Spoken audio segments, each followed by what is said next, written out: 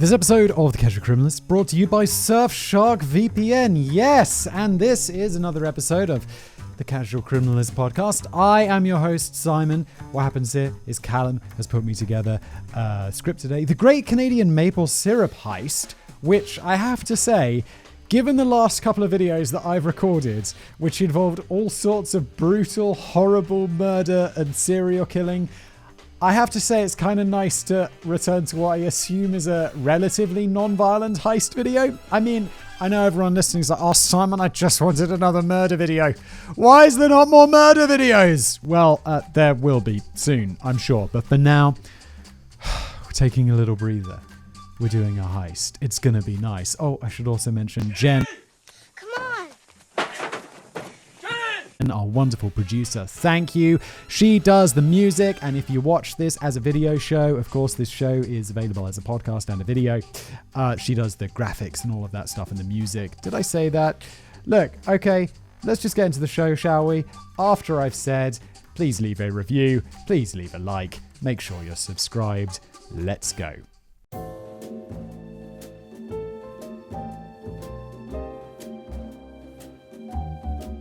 In July 2012, Inventory Inspector Michel Gauvreau, and I will use this point to apologize for all of the butchered French pronunciations that are coming up. French Canadians, I'm sorry. Entered a nondescript warehouse in the small Quebec town of Louis de Blandford, or St. Louis de Blandford. I don't know. In Canada, do they pronounce all the French towns in the French way? Like St. Louis de Blandford? Or St. Louis de Blandford. I don't know. I'm just going to read them the English way or the French way, depending on how the mood strikes me. Grazie. A sterile industrial cavern filled with 16,000 white metal barrels. Each of them had a volume of 54 gallons and a value somewhere around the $1,500 to $2,000 USD mark. So, what was in these pricey barrels? Oil, some rare whiskey, actual liquefied gold? No, better than any of that. And obvious to anyone who's read the title of today's episode. This warehouse was actually packed full of $30 million of primo pancake dressing, authentic Quebecois maple syrup. Monsieur Gauvreau belonged to the trade organization tasked with managing the incredibly profitable syrup industry in Quebec, which was about to experience a pretty stark supply shock that very afternoon. The inspector began his count by climbing on top of the tiered stacks of barrels, like scaling one of the stepped sides of a great pyramid. At its highest point, the barrels stretched up nearly 20 feet high. Each weighed about 600 pounds, making it safe enough to clamber around on top of them. But as the inspector neared the summit and reached out for the next handhold, the barrel teetered. It gave out under his weight, and the inspector almost fell backwards, crashing down to terra firma. He managed to grasp onto another barrel just in time. After his life stopped flashing before his eyes, Gauvreau gave the suspiciously light barrel a slap. A hollow sound rang out from inside. He opens the cap to investigate. A familiar sticky sweet aroma rose up into the air, but inside the barrel was completely empty. Gauvreau thought it must have been a mistake. Someone had clearly loaded an unfilled barrel onto the forklift without realizing. Someone has tapped those barrels like they have tapped a maple syrup tree. And I'll just use this point. Maple syrup is like the finest thing to put on a pancake. I mean, just mwah. But then a thought crossed his mind. He kicked out his leg at another barrel, and it rang with the same hollow, metallic chime as the first. So did the next, and so did the next. Not only that, upon closer inspection, several of the barrels, which just climbed up, had a ring of brown rust around the cap. That's when Gauvreau realized this probably wasn't some honest mistake, and he was right. In fact, the warehouse had been the target of an elaborate theft, claiming a huge amount of the multi-million-dollar hoard of syrup. And after the damage was tallied, the crime would be dubbed the most expensive theft in the country's history. That's incredible. Not maple syrup theft, just theft in general.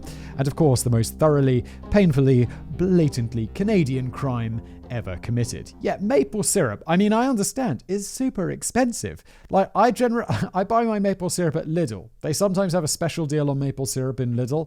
And because I'm so cheap, I'll just go to, when I see that's on, they've got the special deal, I'll just go to Lidl, and because maple syrup doesn't really go off, I'll buy like 3 or 4 bottles of maple syrup and just keep them in the cupboard and then slowly work my way through them until the next deal at Lidl comes on, because I can't bring myself to buy like maple syrup at the full price. It's really expensive. The idea.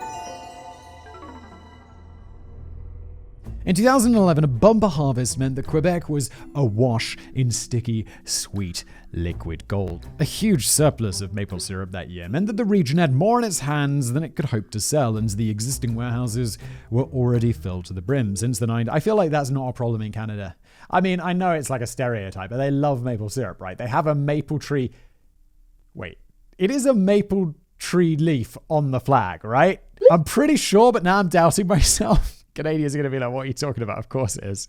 Or like, it's an oak tree. I feel like they'd consume that maple syrup. Come on, Canada, get it together. Since the 1960s, these stocks have been managed by a regional governing body known as the Grand Council of Maple Whisper. No, it's not. Callum's having me on. Actually, the proper name is the Foundation of Quebec Maple Syrup Producers, but I think my one sounds better. Agreed. The Grand Council of Maple Whisperers is better.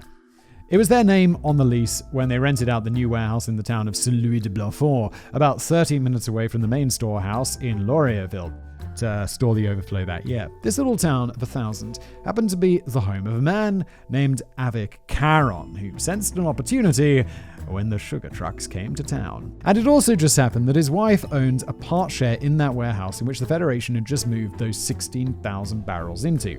It can be hard to resist temptation when you've got the keys to a multi-million-dollar hoard just sitting on your kitchen table every morning. So Avik started casually dropping questions like, "Hey babe, how was your day? By the way, any idea how many security cameras that warehouse of yours has?" I don't know, I feel like it's not that difficult to resist. It's just something I do.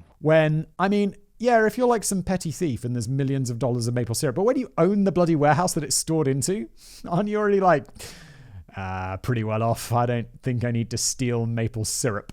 I love stealing things. 0 is the answer, by the way. 0 cameras, 0 alarms, and minimal security. The Federation have been in such a rush to find somewhere to store their goods that they were apparently willing to scrimp on security. Or maybe they just thought nobody would be mental enough to try and steal any substantial amount of a goddamn breakfast condiment.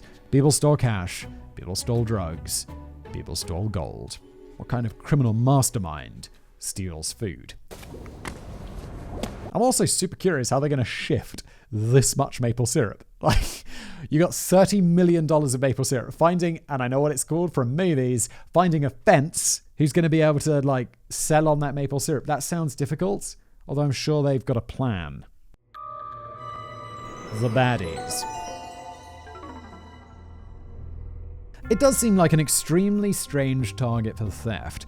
Why in the hell is this stuff so expensive that it's even worth the attention of would-be thieves like Caron in the first place? Well, that all comes down to the incredibly low-tech way in which authentic maple syrup is produced and the lofty reputation that it has around the world. I'm pretty sure that they tap it from trees, right? You use some sort of weird tap on a tree and the maple syrup comes out.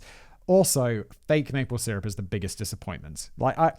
When I stay in a hotel, there's like 2 things that I always use as like ranking factors of how good it actually is when, compared to like the reviews or the rating or the price. It's like, 1, is the maple syrup real or is it some fake maple syrup? And 2, is the orange juice from concentrate or not? I feel like I'll just be happy with the hotel if it's fresh juice and real maple syrup. There could be bed bugs. Nah, bed bugs suck. There could be so much more wrong with it. And as long as they got real maple syrup and real juice, I'm a happy camper. Producers often own thousands of sugar maple trees in their so-called sugar bushes, where much of the harvesting is still done by hand. When the time is right, the sugar maker will say the traditional thanks to the maple fairies, chant the secret syrup prayer known to Canadians and Canadians alone, and bow to the forest 18 times in each direction. Oh, come on, Callum, now you're just being silly. After the ritual is complete, they go tree to tree, drilling into them to release the sugary sap from... This isn't real. I definitely know this isn't real. But Callum isn't like, that's just a joke. Canadians are like, you've never heard of this? drilling into them to release the sugary sap from within. In their so-called sugar shacks, they then boil it down to the highly concentrated syrup. It's that labor-intensive process and variable yield that makes one bottle of the good stuff so damn expensive, even more so than crude oil. In 2016, that sticky Canadian commodity was worth 26 times more than the black gold favored by Texans and Saudis alike. Yeah, I mean, everyone's like, oil's expensive, petrol's expensive. Yes, but not compared to when, like, other things. I wonder, like, how much, more expensive printer ink is compared to oil. I would guess tens of thousands, if not millions of times more expensive, because no one buys a barrel of printer ink. A stunning 94% of Canadian maple syrup comes from the province of Quebec. That's 77% of the global supply. Back in the old days, that supply would fluctuate wildly with the weather year on year, along with price, making it tough for producers to make a stable living. That's why the Federation came into being. Are they like controlling the market? They're like hoarding it and releasing it to kind of manipulate supply and demand, which feels like it should kind of be illegal, but is also good for the producers and I guess the consumers long term. So, I guess that's, good to have that. Maybe. Stop commenting on it. You don't know anything about it, Simon. Every heist movie needs a good villain. It makes the audience feel a lot better if the heroes are stealing from a corrupt casino magnate. Oh, that's Ocean's 11. That's immediately what comes to mind. That super villainous guy in Ocean's 11. Rather than rummaging under a terrified pensioner's mattress, unless, of course, it's an evil pensioner. So, luckily for your conscience, our story today has a nice, inhuman corporate villain to jeer at. The problem with corporate villains, compared to real villains, is corporations aren't evil. They're not good, they're not evil. They're corporations, they're profit-driven. People can be good, people can be evil, but corporations are just making money. They're neutral. They probably make money to the expense of other things, which probably makes them bad overall, except for the making money part, which is good. This is complicated. Again, Simon, stop talking because you don't know what you're talking about. 1966 saw the formation of Quebec's syrup industry governing body, the aforementioned Fédération. Oh, wait, this is English. Federation of Quebec Maple Syrup Producers. Oh, it's French. Actually, the official title is La Fédération des Producteurs Acéricoles de Québec. No idea if I'm pronouncing that right. I got a C at GCSE French. Because they speak some made-up nonsense language in their part of Canada, Elven or something. Oh, Callum, the French Canadians are going to come for us and the nation of France. Don't worry, we're British. We're ready. The FPAQ were instrumental in pushing the interests of Big Maple worldwide. It's largely down to them that you'll find Quebec syrup on the shelves around the world. Their marketing campaigns are specifically designed to push the region's pride and joy as part of an ancient tradition. Authentic, good, natural, not like that disgusting sugar slop peddled by the contemptible bootlegger Aunt Jemima. I don't know, does Aunt Jemima make real maple syrup? Or is that fake? And yes, the people of Quebec are genuinely that snobby about syrup. Ostensibly, the Federation's primary purpose is to manage the production and supply of maple syrup to maintain a healthy income for its members. Okay, cool, that's exactly what I thought. Not as dumb as I think. But in reality, they've been compared to an iron-fisted cartel who artificially fix prices and punish dissenters vigorously. This is like maple syrup OPEC. Holy shit. Every one of the province's 13,500 producers has to answer to the Federation, sending their harvests to them for grading, sale, and stockpiling. From each barrel, the organization takes its $54 cut, and the tiny amounts that the sugar makers are allowed to sell direct to retail is also heavily cut into by the FPAQ. Anything over their yearly quota is stored in warehouses like the one which Monsieur Gauvreau almost plummeted to his death or minor injury at least in. Producers can often wait years to see the profits from this stockpile known as the Global Strategic Maple Syrup Reserve, as it's stored away for low-yield years. Strategic Maple Syrup Reserve makes it sound like, some sort of absolutely essential life-giving, like, oh my god, we've got to store oxygen for the lean years. It's syrup. I mean, I've just bagged on how much the fake stuff sucks. But if they were like, there's no maple syrup, or if they were like, maple syrup's 3 times as expensive as it is, even in Lidl, I'd be like, okay, I guess I'm just going to have honey on my pancakes, aren't I? And that will do. Let's just hope the bees don't go away. That keeps up a sense of falsarity, despite the fact that they're always sitting on a massive hoard, a similar business tactic to the dragon Smorg. Is that a Lord of the Rings reference? If it is, I don't get it. Maybe also Game of Thrones. Smorg? Smorg sounds more Lord of the Ringsy. I've never seen Lord of the Rings, never read Lord of the Rings. I saw one. That was a lie. I saw the first one. It's very boring. Smash that dislike button if you're watching on YouTube. That also means that producers in Quebec can't cash in during spikes in demand. And you should be seething with anger right now because this dodgy dealing makes your breakfast more expensive. Yes! There's a dark conspiracy to inflate the price of pancakes and are mad as hell. All right, Callum, chill out. Clearly, the province of Quebec is under the control of an evil, power-mad sugar empire, which would then make our sweet-toothed thieves le resistance. But before we get into le resistance, let me tell you about today's glorious sponsor. That's right, Surfshark VPN. Look, you use the internet. You're using the internet right now. I mean, maybe you downloaded this and you're listening offline or something. If in that case, you're not online, but you were momentarily ago. And in that case, you should be taking some steps to protect yourself online. And you could do that with Surfshark. Look, I'm one of those people. It's like, if I'm not using a VPN, I'm not going to be... Look, I won't use a VPN all the time when I'm out and about. I probably should, but it's, it's not always, even when the app installs, and Surfshark are probably like, Simon, you're way off points here, but it's not always, you got to go into the app, you got to turn it on. In fact, maybe there's an option to have it on all the time, but then I just don't do that. But if I am in a coffee shop and I'm like logging into my YouTube because I don't want that to get hacked, if I'm logging into my internet banking, if I'm logging into like PayPal or anything remotely sensitive, even Gmail, I'll be like, yeah, I'll just turn it on just in case. And I use VPN then. Because you don't want to be like in those unsecured Wi-Fi connections, either stay away from them or make sure you're using a VPN while you're using them, because honestly, you don't want your to get hacked. But look, it's not just about safety and security online, and let's just say this is where I get most of my VPN usage out. Most of the usage of my VPN, Surfshark, because I don't live in America or the UK. America particularly has an incredible Netflix library. You could just... I swear, the last time I looked at the stats, it was like where I live, Prague, Czech Republic, there are hundreds of shows and movies on Netflix. And then you look at America, it's like, oh, you got thousands of shows. Just fire up that Surfshark VPN. I always use Miami because, I don't know, it's like one of the first on the list. It always write, welcome to Miami. I always use Miami. I fire up my VPN, says I'm in Miami, and I get access to Netflix, all of those thousands of shows. But you might be thinking, well, Simon, I live in America, and I know most of you do because I can see my analytics. What benefit does that bring to me? Well, I'll tell you what, I was on Netflix Miami and I wanted to watch a Tom Cruise movie. I wanted to check some Mission Impossible out. They weren't on there. And I was like, let me just turn the VPN off. I know they're not going to be on my local one, but let's just have a look. And they were. All of the Tom Cruise Mission Impossible movies available on Czech Netflix. So get that Surfshark. Maybe even hopping over to a random country, you might find that you get the movie you were looking for, even though you think you have the best Netflix selection in the world, and of course you do. Also, obviously, it's totally private. There are no logs kept. It'd be a bit weird if there were logs. The whole point is privacy. And watching Netflix that you shouldn't be watching. It's also unlimited, so you can watch as much raw 4K Netflix as you want, which I do pay for because it's just, it looks great. And yeah, that's Surfshark. It's 83% off. Good Lord, is that correct? That is correct. 83% off and 3 months for free.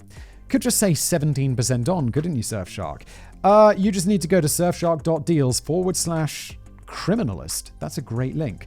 Surfshark.deals/criminalist. And that is where you can go and you can get a big old discount. And who doesn't love that? And let's get back to some maple syrup, shall we? The Crew. You have already met the first of the thieves, Avik Caron, the insider. When it came time for him to assemble his team for the heist of the century, it wasn't short of sympathizers. Plenty of people in the industry would have jumped at the chance to rip off the Federation after years of stifling quotas and dropping competitiveness in the region. It's like, why are you stealing that maple syrup? It's got nothing to do with money. It's maple syrup ideology. By 2011, there was already a thriving black market in Quebec, though through which sugar makers sold their syrup beneath the radar of the Federation. I would definitely I'm always after my cheap maple syrup. I'd go find the dodgy street corner, the guy selling maple syrup for the inside of a long leather jacket. If any got caught, they faced ridiculously hefty fines, which were charged for each pound sold illegally, which makes it sound like they're shifting it by the gram in dodgy car parks. But the process wasn't quite as shady as that. Sometimes they would just sell straight to distributors, but these sales were easily detected by the lawyers at the FPAQ. Those who were really determined to stick it to the bureaucrats had to get a little bit more stealthy. Usually these renegade producers would just roll their barrels into unmarked trucks in the dead of night and drive them from their rural sugar bushes to brokers. These illicit middlemen could obscure the origin of the goods and sell them on to retailers who were often none the wiser. There are maple syrup fences. Well, I was absolutely joking about there being hard to find a fence for maple syrup. Well, apparently not so hard. They already exist. Also that the addicts of Canada could shoot up that thick, sickly syrup into their veins. Don't inject maple syrup and don't inject anything. Definitely not maple syrup. This was the occupation of the second of our thieves, Richard Vallières, the roller. In the Quebec syrup underworld, a barrel roller is the name for these middlemen who broker under-the-table deals between rogue sellers and buyers. Caron needed an experienced partner who was going to pull off the job, and Vallières was a veteran. He was known as the best of the best among barrel rollers and had been involved in the illicit trade for about 10 years. Within that time, things had gotten much harder for the Han Solo-esque sugar smugglers of Quebec. I see this written now as Han Solo. I only discovered within the last couple of months, and I posted about it on Twitter, that it's actually Han Solo rather than Han Solo. I just assumed he had a German name for the longest time. Oh, great. Because, wow, this is the episode where I mentioned that I don't like Lord of the Rings or Star Wars. And people who know me from my other shows already know this, but everyone else who doesn't now probably hates me. I just thought it was Han Solo. I thought he was German for the longest time. I was listening to a podcast and some guy kept calling him Han Solo, like really specifically, because, you know, Han Solo can sound like Hans, but he kept calling him Han. And I'm like, dude, you know less about Star Wars than I do. And then I found out he was right, and I'm an idiot. There was far too much money on the line for the Federation to let the black market go unchallenged. They responded with the formation of a maple syrup Gestapo. Holy sending guards to lie in wait outside sugar makers' properties. This is so intense. Why? Rise up! Rise up, bourgeois! Sending guards to lie in wait outside sugar makers' properties. Holy this is so intense. I feel like the proletariat sugar makers need to rise up. Their inspectors launched raids on suspected black market producers, seized business ledgers, checked bank accounts, and organized stings to catch brokers in the act. What the The resulting fines have seen people like Angèle Grenier, de facto rebel leader due to a long court battle, lose everything. She had her entire stock confiscated and was fined 500,000 Canada bucks for disobeying the Federation, the equivalent of about 400,000 in real American dollars. The evil empire had rigged the rules of the game and were ruining lives and livelihoods as a result. Well, yeah, but she also decided to sell like her maple syrup under the table against the rules of the organization that is forced upon her by someone, the Gestapo, the maple syrup. This is so weird. Gestapo gang or whatever it was called. Allegedly. That's why they were so detested by our third thief, Étienne St-Pierre, the fence. A bulk exporter by day, he was also another barrel roller and long opposed the Federation, supporting the illicit sellers from Quebec by getting their product out of the province. The two ringleaders of the crime made contact with him, knowing that, being based out of New Brunswick province to the east, he had the right connections to shift large quantities of syrup out of the province and into the hands of retail. To do that, they needed the assistance of Étienne's employee and our fourth crew member, Sébastien Jutras, the driver. I'm so sorry, all of these French names are disastrously wrong, I know. A trucker by trade, he would be the one to move, and people are like, why don't you look them up? It's like, I don't know, because I'm enjoying reading the story and I don't want to. A trucker by trade, he would be the one to move goods away from the warehouse and assist in transporting them from the province and away from the influence of the Federation. Yeah, get it out of there! It was actually Jutras who introduced the two ringleaders to each other. There's just one more member of our core team to introduce the little montage, Raymond Vallières, the dad? I don't really have a cool nickname for Raymond because he's just the father of Richard Vallières and only really offered up his own sugar shack as a processing facility, being a sugar maker himself. Just so he doesn't feel left out, we'll call him the most obvious name choice in the world, the Sugar Daddy. Callum, I hope, are you pitching this as a screenplay somewhere? Because you bloody should. That completes the 5-man core team behind the heist, an unlikely bunch of candidates for most expensive heist in Canadian history, and in the beginning they never had their sights set nearly that high. But as things started to go well for our crooks, they racked up a fantastic amount of riches from what was essentially a very simple plan, and they managed to do it without firing a single bullet, taking a single hostage, or hurting a single fly, which is such a nice relief after the absolute brutality of what I feel were the last 20-something episodes of serial killing murder, which I love, but oh my god, does it get a bit intense after a while. The Heist. So, now we get down to the nitty-gritty. How does one go about moving full barrels of contraband without getting caught? Okay, hang on, I'm going to guess. Now, the barrels were, there, but they were empty, so I'm guessing, someone drilled into them. I said this earlier, they tapped into them like a tree. They, ran a hose out and loaded it into some sort of, big liquid-carrying truck sort of thing, right? That seems to be the smart way. Also, there's no security, so it's not going to be exactly breaking into Fort Knox. While not all heists are shotgun and car chases, even if you were to bust into the warehouse in a balaclava and blast at the guards, you're still going to struggle to carry more than a few bottles worth of the goods away before the cops come. What they actually did was a lot smarter and a lot more low-key than that. The gang started by renting out some space in the same warehouse, which meant they had valid access badges and keycards. This meant that the few security guards on site would think nothing of it when Caron, Vallières, and Jutras arrived in the middle of the night in late 2011. Sometime between midnight and sunrise, they accessed the warehouse and walked straight past their own little storage space towards the section reserved for the 16,000 barrels held by the Federation. They went completely unseen and unchallenged as they toppled several of the heavy barrels onto their sides and just rolled them out to the landing area where an unnamed lookout waited alongside the Jutras' truck. Okay. I was wrong. They just fully wheeled barrels out because why not? But they were empty. So maybe they eventually realized that this was too slow and they got to or too obvious and they got to figure something else out.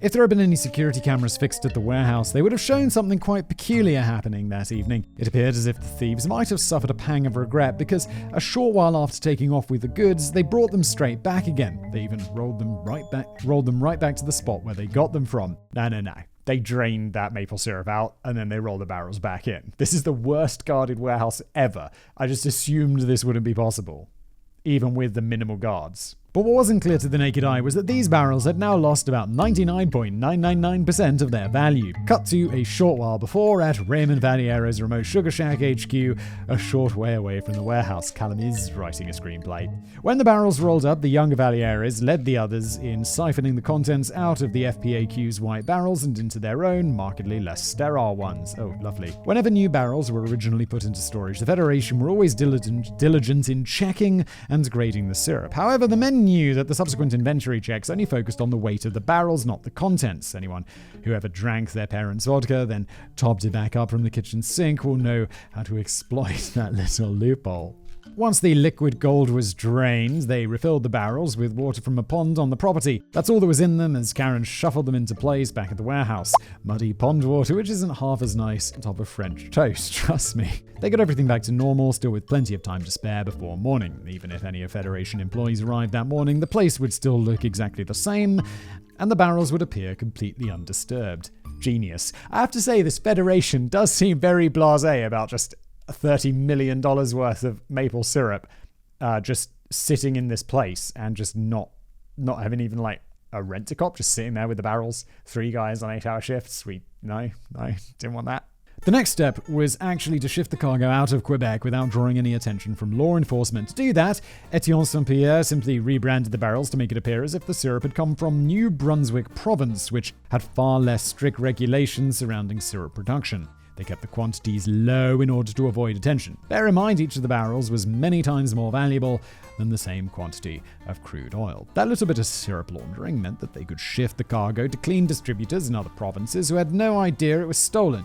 You're probably wondering how many barrels we're talking about here. How many barrels of syrup can fit into a single truck. The answer is probably not enough to qualify as theft of the century, which is why the heist didn't just happen in one night. In fact, the thieves kept going back time and time again over the following months to score more syrup. According to statements made in court, everything was going smoothly until one night they were caught red-handed by a security guard. I mean, you do it once, then you'd be like, that was way too easy. I mean, we're just going to make a few grand off a little bit of syrup we stole. And it's like, guys, should we do it again? And everyone's like, yeah, go on then. And then months go by and you still not got caught. You're like, oh my God, we've committed major crimes now. The guards came across the men lifting barrels down the stairs with a forklift. They also got bold with the equipment, didn't they? And then stopped them in their tracks. They flashed their access passes, but that wasn't enough. They had to explain why the hell they were messing with another company's property. And of course, they didn't have a good answer. So it's like, I can't think of anything. Oh God, we're just borrowing it. So, the guard reported the ongoing theft to his supervisor. But see, the thing about small-town security guards is that they're often quite badly underpaid. The guard supervisor slipped him a bit of cash to stay quiet since he was already on the crook's payroll. Probably brought on board after a rousing speech about liberation from oppressive syrup cartels. Yeah, he was brought on because of the revolution.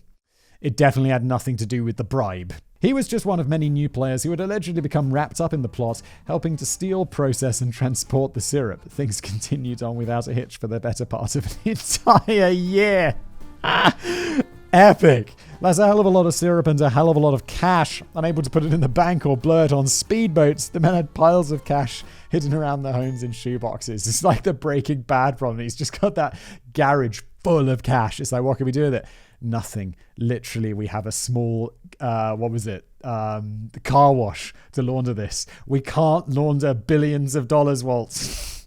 You're goddamn right. How long could this whole charade last, though? The syrup thieves must have known that they were building a house of cards that would inevitably collapse one day when the theft was inevitably discovered. How long until some bottling plant off in Montreal or abroad taps their barrel to find nothing but slightly sweetened pond water inside? But when you're stacking shoeboxes of cash in your wardrobe, that reality seems like a distant concern. After all, these reserves often sit for years upon years, waiting for a shortfall in production. By the time they entered circulation, the men could be off lounging on a beach somewhere far away from the chilly forests of Canada. To do that, though, you need a lot of shoeboxes of cash to make yourself disappear and go live on some island somewhere, on the beach, drinking cocktails. I feel like that requires a lot more money than people generally think it does. Getting a new identity? I've seen spy movies. It doesn't seem very easy. The more immediate concern was the inspectors. It would have been a nervous day for the thieves the first time they watched the FPAQ lackey pull up outside the facility to check on the goods. What if they had slipped up somewhere? What if a barrel was damaged without explanation, or the inspector decided to crack one open on a whim? But for some reason, that day just never came. As it turns out, the Federation only audited their stock once a year. It's $30 million worth of... Can you imagine just having $30 million worth of shit in a room somewhere, and it's not very well protected? You're like, yeah, I'll just check in it once a year. No big deal. No big deal at all. What an idiot!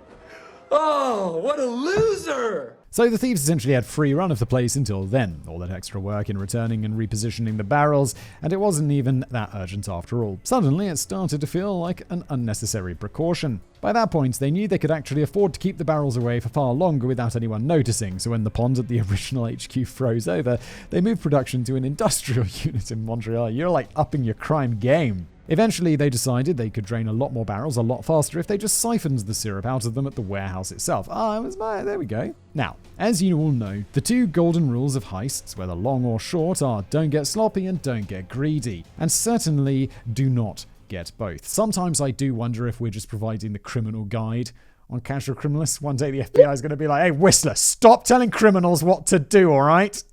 But that's exactly what happens to our team of thieves. To hear them tell it, the more accomplices they introduced to the con, the lazier the whole operation became. Some short-sighted individuals decided that refilling the barrels with water was pointless and started returning them to the stacks empty. What were the odds that an inspector would touch that specific barrel after all? And well, we know how that turned out. The bust. We began this episode with the story of Michel Gauvreau in July 2012, who climbed up the stack of barrels in the warehouse and almost tumbled to the floor when one started tipping under his weight. After that grand revelation, he then went about inspecting more of them, finding time and time again that they were empty or showed signs of wear and rusting, unusual for containers of liquid sugar that should never have left the dry, squeaky clean warehouse. He opens one of these damaged barrels only to find water inside and immediately reported the missing stock to his superiors. Oh, he's like, guys, got a bit of bad news. That $30 million worth of shit that we only check up on once a year. Someone nicked it. The gang would have known that their little golden era was over when Karen's wife received a phone call from the warehouse. There were cop cars crawling all over the place. The police arrived at the same time as the Federation's own investigators there to conduct an emergency audit and tally the damage done. The rest of that week was spent arduously checking every single barrel in the place. Their drawers dropped progressively lower and lower as more and more barrels were revealed to be entirely empty or water-filled. Entire stacks of tampered barrels stretching up to the roof. Entire sections of the warehouse filled with nothing but gallons upon gallons of H2O. All in all, a ridiculous 10,000 barrels of syrup were missing. That's 540,000 gallons, or a stunning 12.5% of the entire Federation reserve. That is an insane amount of maple syrup. To put that in perspective, 540,000 gallons of syrup is roughly the same volume as 540,000 gallon jugs of whiskey, or 540,000 gallon jugs of milk. Dude, there's no new information there. Let me check my notes. How about this? If you put all of that syrup into Coke cans and stacked them on top of each other, they'd stretch up to 755 kilometers high.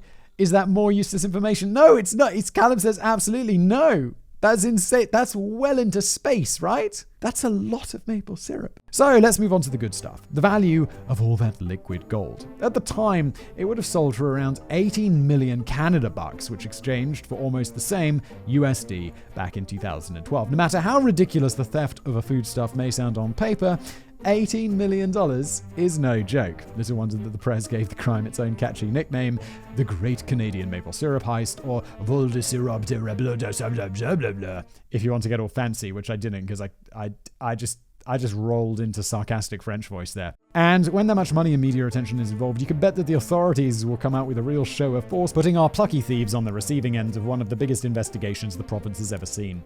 I really hope they get away with it.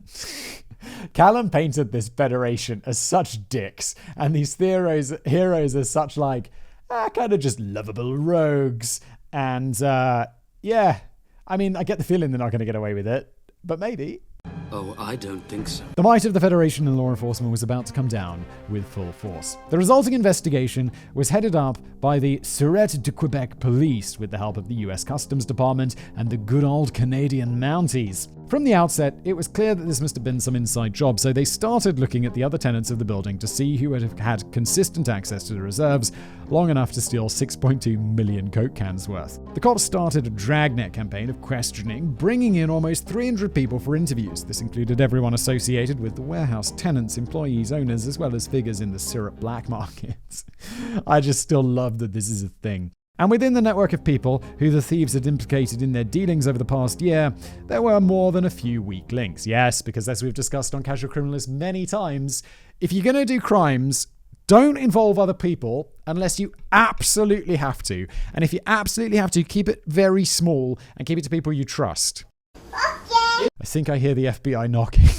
The information from these interviews were used to obtain a total of 40 search warrants for the homes and vehicles of all involved. Caron, Vallières, Jutras, Vallières Sr., even Étienne St-Pierre's warehouse in New Brunswick were raided. And during those searches, the officers recovered some damning evidence. Those shoeboxes full of cash looked very incriminating indeed, as were the burner phones which the masterminds had been using to orchestrate the syndicate's activities. The shoeboxes full of cash reminds me, I live in Prague. The health minister here a few years ago, he went to prison because he was involved in some corruption and they found like shoe boxes just filled with money in his house, like on a raid. And he was like, nah, I don't know how they got there. And eventually they were like, they were bribes. And he was like, they weren't bribes. And then the court said they were, and he went to jail for like many years. He's still in prison, I think. Pretty sure, allegedly. Yeah, just shoe boxes of money. Suspicious. And on the properties of Vallières Senior and Saint-Etienne were piles of the stolen maple syrup yet to be sold into circulation. The noose was well and truly tied for our team of crooks, and it grew tighter around their necks as autumn came and went, and the evidence mounted up. Eventually, in December 2012, Caron, Vallières, and Vallières Senior were all arrested. The other two, along with multiple accomplices, soon followed. Greed, clumsiness, and a sheer lack of foresight had brought a perfect plan crumbling down, so our heroes found themselves headed to the courtroom rather than a tropical island when the trials began in 2017. It really sounds like they just screwed up the exit. It's like, great, the crime's all good and it keeps going on and you keep gathering all of this money. I feel like you really need an exit plan. At what point are you... What do you do with all this money in shoeboxes? Like, you can't just use it, right? You gotta, like, get a car wash and, like, Breaking Bad that shit. And then, but they weren't doing any of this. So what were they? They're just waiting to get caught. The longer it goes on, the more likely you're going to get caught. Eventually, that's just going to approach certainty. The trials. So what do you do when you're caught with your hands smeared with illicit maple syrup and facing the wrath of big business with nowhere to turn? Well, you lie, of course. You lie your absolute heart out. If you're Richard Vallières, the roller, you tell the court that you wanted no part in the plan in the first place. You plead not guilty and weave a wild tale about how instigator Avik Caron refused to let you back out of the scheme, forcing you into working with him with a gun to your head. You say that you feared for your family's safety and only stole the syrup to quell this syrup-tweaking maniac's insatiable thirst for the good stuff. That doesn't go well for you. You end up being convicted for theft, fraud, trafficking, and whacked with an absolutely mammoth $606,000 and $501,000 Canadian dollar fine. But since the court rules that the goods can't be recovered, and you actively admitted to making a cool $10 million off the crime, they raised that fine to an incredible $9.4 million. That's more than most people could earn in 5 lifetimes or more. Wait, so... They're like, okay, you stole all this money, your fine is that amount of money. That doesn't really sound like a punishment so far. I'm assuming there's some jail time attached to this, because that's an extraordinary amount of stuff to steal. You'll have to work a lot of hours in the prison laundry to scrape that together, but thankfully you'll have plenty of time, because accompanying that fine is an 8-year prison sentence to be upgraded to 14 years if you don't pay your dues. So 14 years, because unless he spent none of that, even if he just spent $1 million of that money, it's going to be really hard to earn $1 million while you're in prison. And by really hard, I mean impossible. Of all the people involved in the heist, poor Richard got the brunt of it, being the one with the knowledge and skills to actually make it happen. Sure, his fine was eventually reduced to closer to $1 million after being run through the Court of Appeals, but the Quebec prosecutors recently got the go-ahead to take it all the way to the Supreme Court. If he's unlucky, Mr. Vallières will be saddled with the full amount again by the time he walks free. It's how much money was it? Like $9.4 million? What's he going to do? I mean, he's never going to make that much money, so he might as well just give up on ever making money. I mean, that's it, right? I mean, it's just not going to happen. As for the others, they got off comparatively lightly when you consider the barrel roller's fate. Avik Caron, the insider, was the last to be tried, and seeing the way his old accomplice was run over by the legal freight train, he apparently got the message. He first tried to paint a picture of diminished responsibility, claiming to the cops that the Montreal Mafia was eventually involved, providing equipment and drivers. If those guys really did get on board, it would have been tough for Caron to call time on the thefts. However, he eventually decided to take the easy route and rather than implicating murderous mafia members, pled guilty on the advice of his lawyers. He was probably hoping for a bit of house arrest or probation, but the judge that day was not in a forgiving kind of mood. Caron was sentenced to 5 years and a $1.2 million Canadian fine.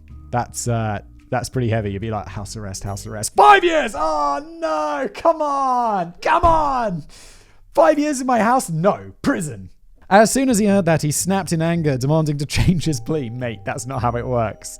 He said his lawyers had misled him into admitting his guilt, but the judge invoked the ancient legal rule of no takebacks, and Caron became even more furious. He swore at the judge, slammed his fist against the door to his prisoner's box, and swung at the bailiff who came to restrain him. As for the others, Sébastien Jutras, the driver, flipped on his buddies early on and only served 8 months in prison. Wow, these guys, I mean, I know they stole a lot of shit, but these do feel like fairly heavy sentences for like stealing syrup from the maple syrup cartel, allegedly. Étienne St-Pierre, the fence, denied any involvement, saying that he never knew the barrels in the warehouse were stolen. Regardless, he and Raymond Vallières, the sugar daddy, went down on trafficking and fraud charges and got 2 years house arrest, followed by 3 on probation. That's what you want, really. It's like house arrest. Just chill at home. I mean, it'd be better if it was 2011, 2012. It'd be better if it was a good 8 years later. Then you got that sweet COVID time. It's like, oh no, house arrest. What a shame. I did have to go out and get ill. Ray was due a modest $9,840 to be paid within 1 year, or he'd go to jail for 6 months. The defense got the same deal, but was required to pay $1.3 million within 15 years, with a 5-year prison penalty if it went unpaid. Despite the fact that the others reportedly collaborated with the crooks along the way and a total of 26 were arrested, it appears as if these 5 were the only ones to actually be convicted of the caper. Let that be a lesson to the lot of you. The harsh fines and harsher sentences dealt out to big players in this Canadian crime of the century sent a message to anyone thinking about messing with the supply of Quebec's sweetest produce in the future. And that's don't with big syrup. That's another lesson for the casual criminalist list of rules. Wrap up. That about wraps things up for today. But one big question remains. What happened to the syrup? The Federation, it got deliciously consumed all over the world. The Federation had taken a major hit to its reserves, which in reality wasn't technically owned by the big cartel at all. It really belonged to the producers who were waiting for them to sell it in dry years. And in reality, the stability of the... Yeah, I guess they're not really stealing from the Federation, are they? The Federation's just looking after it for all of these people who probably want to sell it but can't. They're really stealing from the small maple syrup sugar people. What are they called? Sugar shacks? Something like that? And in reality, the stability of the syrup cartel actually suits a lot of these producers fine enough, so long as nobody goes in and steals their shit from the warehouses. Let's not dwell on that, though. It kind of spoils the Hollywood anti-hero story that I'm weaving here. By the time the crime was discovered, the majority of the stolen syrup was long gone. Much of what couldn't be recovered from the fence's warehouse was already mixed in with the legitimate supply, maybe even sitting on the shelves of supermarkets. Consumers around the world had no idea they were pouring stolen contraband on their pancakes. Maybe that's how my little maple syrup is so cheap. That's where the contraband one goes. Not really, just a joke. But not all of it was lost. The cops were still able to follow the trail to some of the most recently stolen barrels. The biggest find was a stock of hundreds of them waiting in the warehouse of an exporter in New Brunswick. Some more dribs and drabs popped up around that province, and another batch down in Vermont at a candy maker's factory. But even when you take these off the tally, the crime was still the most valuable in Canadian history. Adjusted for inflation, it's closer to 23 million Canada bucks today, or 18 million real bucks. And I also have one last piece of pointless mathematics up my sleeve. How exciting! If you're into that kind of thing. Oh yes. The total caloric value of the heist was a stunning 6.8 billion calories of sugar. That's roughly 80% of the average American family's weekly intake. True jaw-dropping stuff. As for the state of Quebec's wildest, most glamorous industry today, it's much the same as when our crooks set out to stick it to the man. According to the National Post in 2018, the sugar rebels have run out of steam. Their legal costs and fines are astronomical, forcing them to sell off all their assets and become in exile in less regulated Ontario or New Brunswick or the northeastern United States. In other words, the evil empire has won. So it's time we rose up and made our voices heard in the spirit of the great Canadian maple syrup heist. If you want to resist the oppressive power of the Federation, we can do our part by going to our local supermarkets, loading up with a trolley of maple syrup, and making a break for it. Just be sure to yell, "Vive le Québec libre!" as you dart out of the door. Don't do that. That's theft. You're going to get in trouble. Some security guard's going to take you down. You're going to get arrested, and you're going to get like a big theft fine. Saying that the Federation, you did it to fight the Federation, none of it makes any sense. So that's where we end today's episode. I do hope you enjoyed it. If you're watching on YouTube, smash that like button. Make sure you're subscribed. If you're listening as a podcast, subscribe. Leave a review if you can. It's mostly iTunes, I think. Maybe Stitcher. Some other platforms allow reviews, which I love. Thank you so much. I do read the reviews. We have like a 4.9 stars out of 5. Which is amazing. And I think we took a bit of it because someone was like, it's not downloading. Like, don't give me a 1 star because your podcast app doesn't work. What the f***? Thank you so much. See you next time.